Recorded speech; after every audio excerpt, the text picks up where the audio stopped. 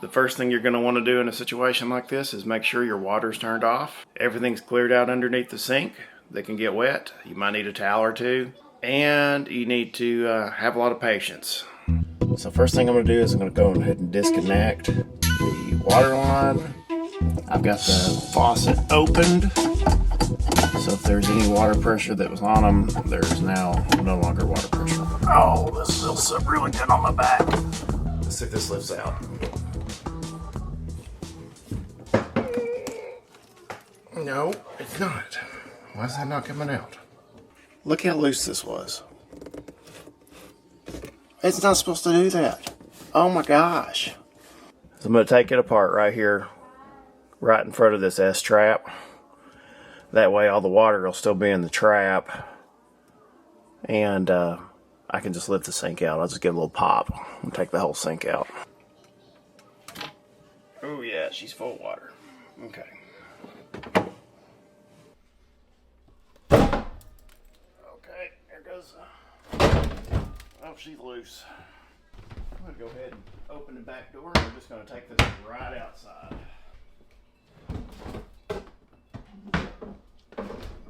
I've got the sink out. The next thing I need to do is I need to take a razor scraper. I'm going to go all the way around the edge of this sink, clean it up real good, and then we're going to test fit the new sink and make sure everything fits. And I might have to cut the opening a little bigger.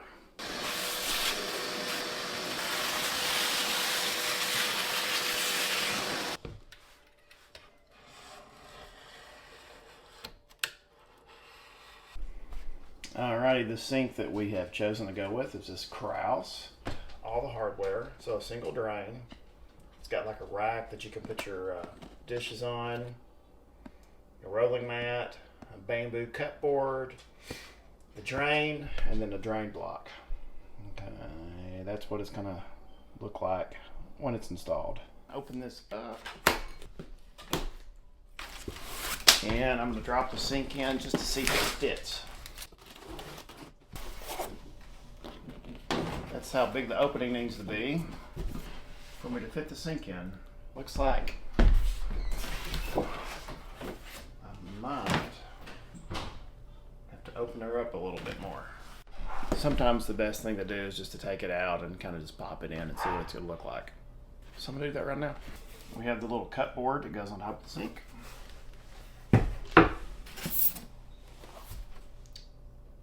Some kind of drying grate.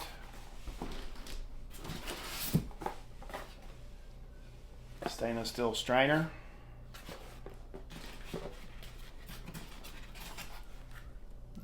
Hardware kit.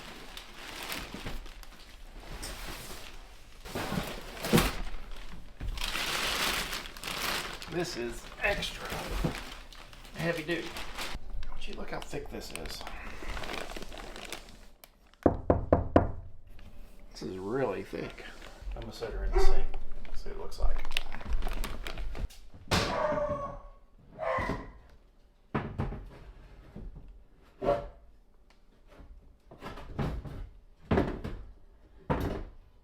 And I'm gonna have to modify. I'm gonna have to cut that ledge off. I'm thinking this side will be easier to trim.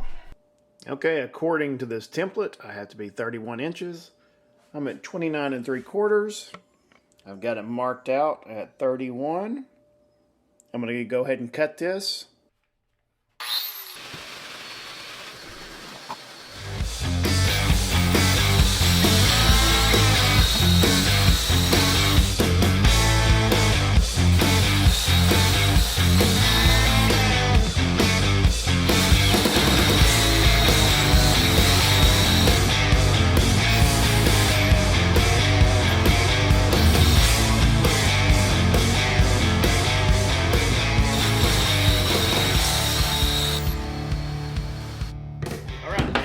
That cut, we're going to dry fit the sink, and I'm going to see if it fits.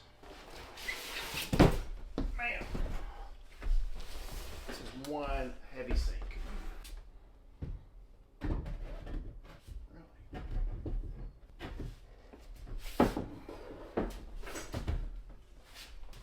Now I've got to deal with with the backer board. I'm gonna have to trim it on the opposite side. Gonna go get another saw. I'm gonna zip it, and then I should be able to fit this sink in. Okay, so what I have to do now is I'm gonna take a jigsaw, and I have to cut this backer board back to the wood. I'm fractions of an inch off from getting that sink to sit. So I got about maybe 3/16 of an inch here I can remove. On the other side I have about a 1/16 of an inch.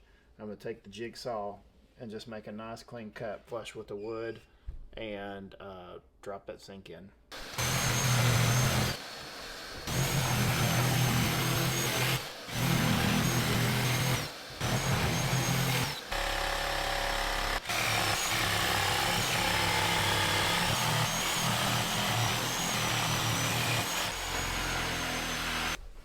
Try number 4.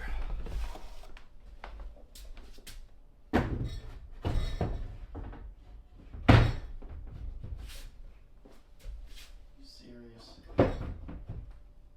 Well, that's lame. Alright, so it sits in place. I just got one problem. That template didn't take into consideration the mounting brackets. So, let's see if we can see them. They are just a smidgen, a 1/4 inch wider than the sink, the drop-in. Lame. Let's see how far I got on this one. On this side, I have, I mean, it's just like right there. So, back to the tile saw. I'm going to cut this out a little bit more. Initially, the sink was kind of had a look like that. And on this next go around, after talking to my wife, we're going to make it more flush with the edge. I've got to cut more off the sides to allow for the hangers.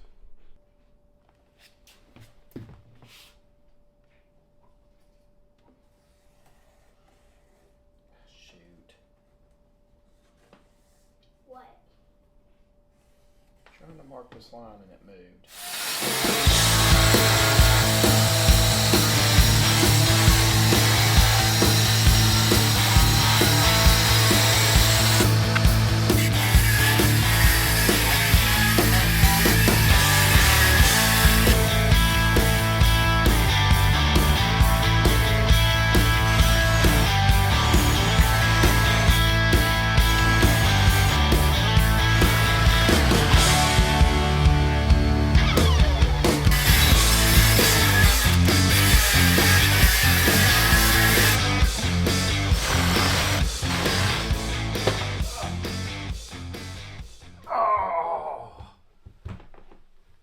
That's rough on the back. Alright, there's these brackets. I am not going to be able to hook up the front ones. The next thing I want to do is install the drain. Looks pretty self-explanatory. There's a gasket that goes on the inside of the tank. Gasket goes on the bottom of the tank. You thread this on. I don't know if you can see that. So we're just going to try it that way first. Hopefully it will not leak.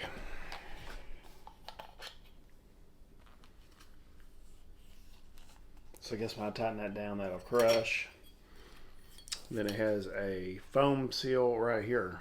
So we'll just attempt to put it in that way. So I am a big fan of reusing anything that you can on a project like this. So the nut and this little compression ring are going to be reused. That will probably save you $5 over at Lowe's. Alright, here's what I ended up with. I had to do 245s with a very short piece of 1.5 inches right there into the trap, down from the drain. Where these lines were too short, I had to get extensions. And I'm getting ready to turn her on for the first time. Yes, it just does. I'm just gonna go not too much water. Let's pressurize. Okay. It's looking good on that one, no leaks. Okay, we're pressurized.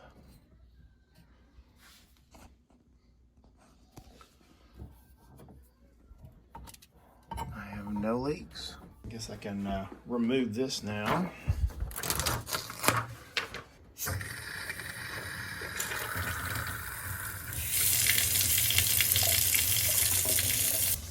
Look for leaks.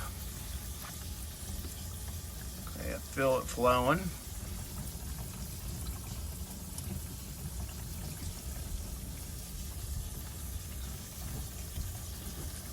No leaks. I'm gonna put some water in the sink.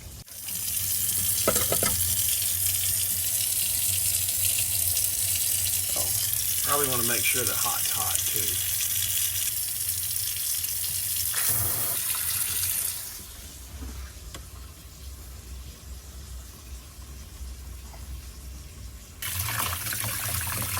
Yep, it's hot. No leaks. Okay, let's try the high flow drain test. This sink's so big, man. I almost didn't have enough room for it.